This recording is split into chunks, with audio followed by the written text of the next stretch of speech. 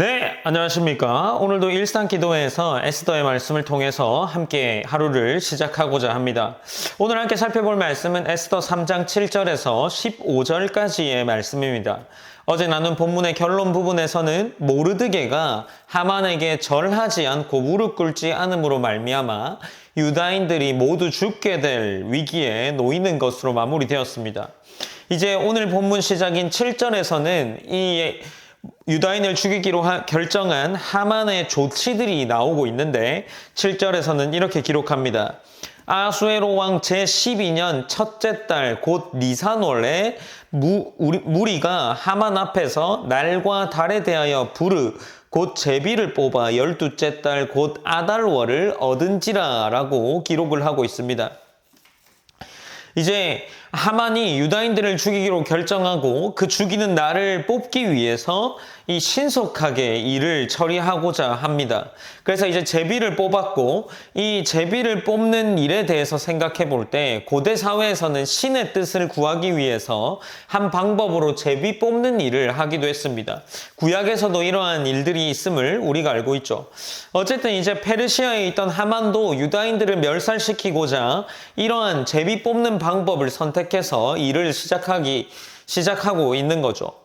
제비를 뽑은 달은 아달월이라고 등장을 하는데 본문에서 12째 달이라고 등장하고 이것이 우리에게 12월로 이해되어집니다.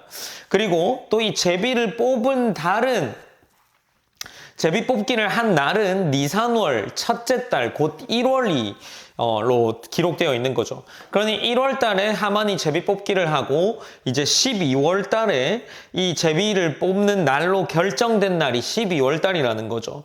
그러니 이제 시간적으로 볼 땐 약 11개월의 차이가 있습니다. 에스더에서는 이 11개월이라는 차이가 그저 우연처럼 등장하지만 어쩌면 하나님께서는 하나님의 방법을 일으키기 위한 시간적인 여유를 벌어준 것으로 생각해 볼 수 있습니다. 단순히 우연처럼 보이는 이 시간이 하나님이라는 등장하지 않는 이 요소를 하나님이라는 존재를 우리에게 보여주고 있는 거죠. 하만은 어쨌든 이제 제비를 뽑고 나서 날짜가 결정되었기에 아하수에로 왕에게 가서 말을 합니다. 보고를 하는 거죠. 유다인을 죽이기 위한 근거를 설명하는데 그 근거로 등장하는 것이 무엇입니까? 8절에서 등장하는 부분입니다. 먼저 유다인이라고 말하지 않고 하만은 이렇게 이야기합니다. 한 민족이라고 이야기를 하는 거죠. 그리고 한 민족이 살아가는 방법이 있는데 그들은 그들만 가진 법을 가지고 살아간다는 겁니다. 한 민족이 왕의 나라 각 지방 백성 중에 흩어져 거하는데 유다인들이 이제 북이스라엘과 남유다가 동시에 다 망하면서 흩어져 있는 것을 이야기하는 거죠. 그리고 흩어져 거하는데 그들이 가진 법률이 왕의 법과 다르다. 왕의 법률을 지키지 않게 한다라고 말하면서 그들이 죽어야 할 이유에 대해서 이야기를 하고 있는 거죠. 그들이 가진 법률이 무엇일까요? 토라, 곧 율법을 의미하는 거죠. 이제 유다인들이 이 율법을 지키느라 왕의 나라의 법을 지키지 않는다라는 것을 지금 왕에게 이야기를 합니다. 그러니 이걸 그대로 두면 왕에게 무익합니다. 이제 자기가 9절에서 이렇게 이야기하면서 넘어갑니다. 왕이 옳게 여기시거든 조서를 내려 그들을 진멸하소서. 내가 은 1만 달란트를 왕의 일을 맡은 자의 손에 맡겨 왕의 금고에 드리리이다 라고 기록을 하는 거죠. 그러니까 이제 하만은 이 왕에게 보고를 하면서 이 유다인이라는 한 민족이 있는데 이 한 민족이 왕의 법을 지키지 않습니다. 그들은 그저 그들의 법을 따를 뿐입니다. 그러니까 이것을 좋지 않게 보는 사람이 있을 수 있으니 이제 왕이 조서를 내려서 이 민족을 진멸할 것을 허락해달라. 만약 허락해 주신다면 내가 은 1만 달란트를 왕 밑에서 일하는 자에게 부탁해서 이제 왕의 금고에 넣어주겠다라고 이야기를 하는 겁니다. 은 1만 달란트라는 어마어마한 재정을 후원하겠다라고 이야기하면서 뇌물을 주는 것처럼 보이는 말을 기록하고 있는 거죠. 이제 이 왕이 옳게 여기시거든 이렇게 말하면서 은 1만 달란트를 주겠다라고 하는 것에 대한 여러 가지 해석이 있습니다. 특별히 이제 이 당시에 특별히 재정이 더 필요한 시기이기도 했습니다. 역사적으로는 페르시아라는 국가가 그리스 원정을 실패하고 돌아왔기 때문에 꽤나 많은 재정의 후원이 필요했습니다.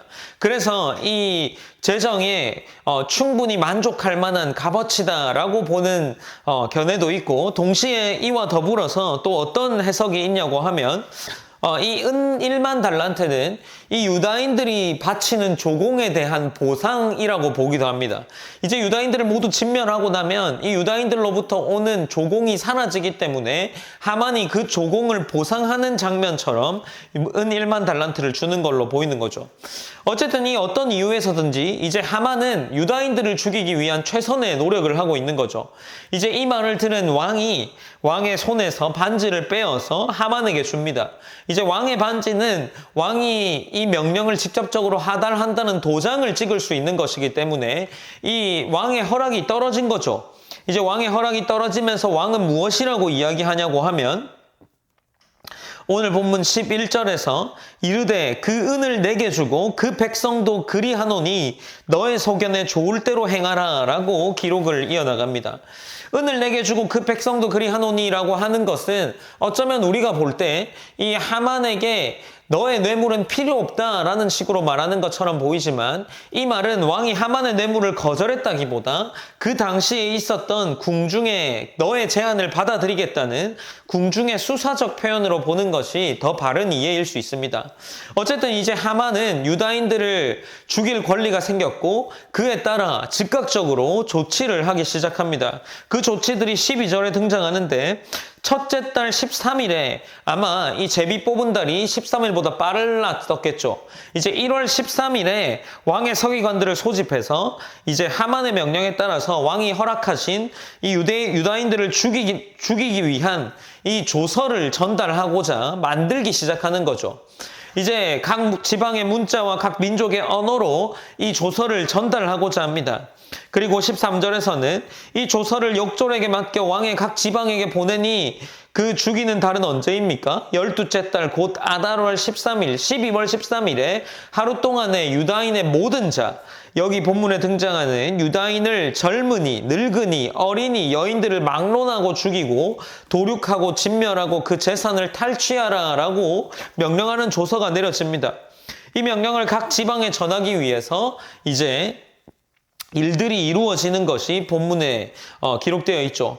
이제 15절에서는 오늘 본문 마지막 절인데, 이러한 조서들이 내려지고 유다인들이 죽을 위기에 처해 있습니다. 아마도 이 조서들이 내려질 때 그 당시에 있었던 유다인들도 있었을 것이고 유다인도 이 소식을 접했겠죠. 어쩌면 그 한 민족을 한 나라에서 멸절시킨다는 그 소식을 들은 사람들은 꽤나 공포심에 휩싸여 있을 수도 있었습니다. 그러나 이러한 상황과 무관하게 왕과 하만은 15절에서 어떻게 하고 있다고 기록합니까? 15절에서는 왕은 하만과 함께 앉아 마시되 라고 기록합니다. 어쩌면 이 상황 속에서 분주하고 어수선하고 공포심에 휩싸이는 이 상황 속에서 왕은 그저 하만이 바치는 뇌물로 기뻐하고, 하만은 이 모르드게가 속한 유다인을, 원수인 유다인을 죽일 수 있어 기쁠 뿐인 상황이었습니다. 이러한 조치 속에서 하나님은 이제 보이지 않지만 이 우리가 보기에 우연이라는 이러한 상황들을 벌리면서 하나님의 방법들을 펼쳐나가는 것으로 이 에스더가 기록되어져 나갑니다. 오늘 일상기도의 본문은 이렇게 마무리되었습니다. 그러나 본문을 준비하면서 이런 생각이 들었습니다. 어쩌면 지금 이 세상도 우리 그리스도인들을 향해서 비슷한 조치를 하고 있지는 않을까요?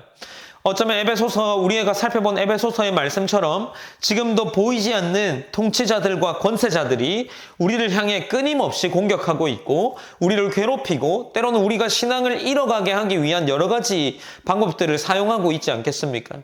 그래서 그리스도인들은 고통 속에 갇혀 있을지도 모릅니다. 어쩌면 우리 일상 가운데 때론 이유 없이 어려움이 찾아오고 세상의 차가운 시선이나 무관심함으로 우리는 하루를 버티고 있는 것이 아니겠습니까? 어쩌면 우리가 너무나도 복을 누리고 있는 상황 속에서 하나님과 멀어지고 있지는 않겠습니까? 하나님과의 멀어지는 이 관계들을 통치자들과 권세자들이 우리 가운데에 펼쳐 나가고 있습니다. 하지만 오늘 에스더가 우리에게 보여주는 메시지는 분명합니다. 비록 지금 당장은 하나님이 보이지 않는 것 같지만 우연처럼 보이는 모든 상황 속에서 하나님이 일하고 계시다는 거죠. 그 모든 일들을 결국 우리가 하나님께 더 가까이 나아가도록 하는 하나님의 일하심과 방법이라는 겁니다. 그러니 사랑하는 성도 여러분, 어떻습니까? 오늘도 삶 속에서 하나님의 보이지 않는 손길을 신뢰하며 우리 하루를 보내야 하지 않을까요? 그러므로 우리가 오늘 이 본문을 통해서 기도할 수 있는 기도의 제목들이 무엇이겠습니까? 지금 당장 내 삶의 상황을 내가 이해할 수 없고 혹은 어렵거나 지치고 혹은 너무 복을 누리며 살아가서 우리가 하나님과 멀어질 수도 있지만 그 모든 삶 가운데 이끄시는 분이 하나님이시라는 것을 우리가 신뢰하며 나아갈 수 있기를 기도합시다. 그리고 이 믿음을 가지고 오늘 하루도 묵묵히 우리의 자리에서 하나님의 일하심과 섭리를 믿고 빛과 소금의 역할을 감당하며 살아가기를 기도합시다. 세상이 어지럽고 냉담할지라도 우리 하나님의 백성답게 오늘을 믿음으로 살아내는 여러분이 되시기를 소망합니다. 하나님을 신뢰하는 오늘 귀한 하루가 되시기를 바랍니다. 제가 기도하고 일상기도회를 마무리하도록 하겠습니다. 사랑의 하나님 감사합니다. 하나님 에스더를 통해서 오늘 에스더 3장 7절에서 15절 본문을 함께 나누었습니다. 하나님 우리가 살펴볼 수 있는 것은 우연이라는 어떤 알 수 없는 방법들로 하나님이 하나님의 역사들을 이끌어간다는 것을 오늘 본문도 우리에게 이야기하고 있습니다. 어쩌면 나눈 것처럼 세상의 많은 일들이 우리를 괴롭게 하는 것 같습니다.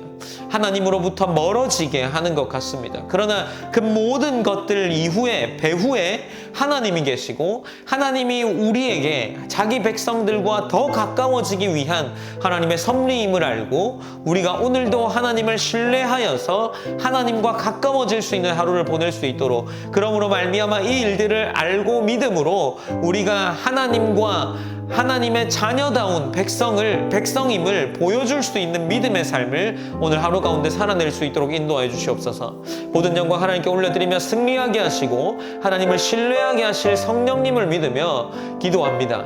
모든 영광 하나님께서 받아주시옵소서. 예수님의 이름으로 기도드립니다. 아멘.